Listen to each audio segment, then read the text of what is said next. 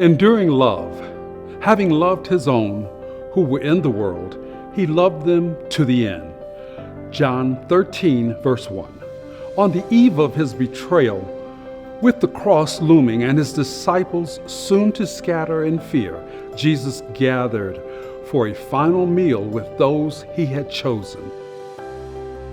John's gospel captures this sacred moment with profound simplicity. He loved them to the end. In these few words lies the heart of the gospel, a portrait of love that does not falter when tested, nor retreat when unreciprocated. Maundy Thursday invites believers to sit in the solemn beauty of that love and consider what it means to live and lead in its light. Jesus' love was not measured by convenience or comfort. He loved his disciples to the end. Through misunderstanding, denial, and impending betrayal, even when Judas prepared to hand him over, Jesus washed his feet.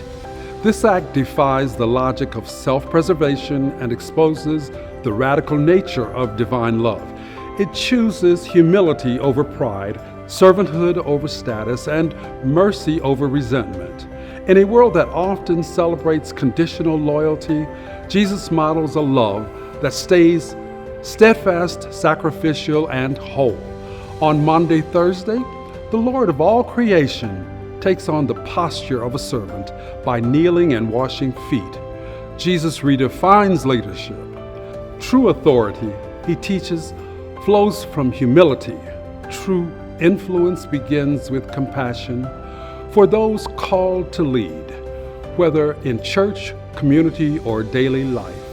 This moment reframes the question of power. Leadership in the way of Jesus is not about control or recognition. It is about love expressed through service, even when the path leads toward the cross. John's phrase, "to the end," carries both temporal and theological weight. It speaks not only of time to the final breath, but also of completion, of love brought to fulfillment. Jesus' love did not depend on outcomes, whether his disciples would remain faithful, whether his mission would be understood.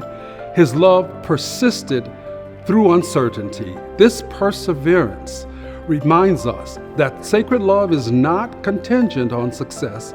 It is anchored in faithfulness. It endures because it flows from the heart of God, whose nature is love itself. When we encounter this to the end kind of love, we are changed. It compels us to love beyond comfort zones, to forgive when it's hard to serve, when unseen, to remain kind when others turn away.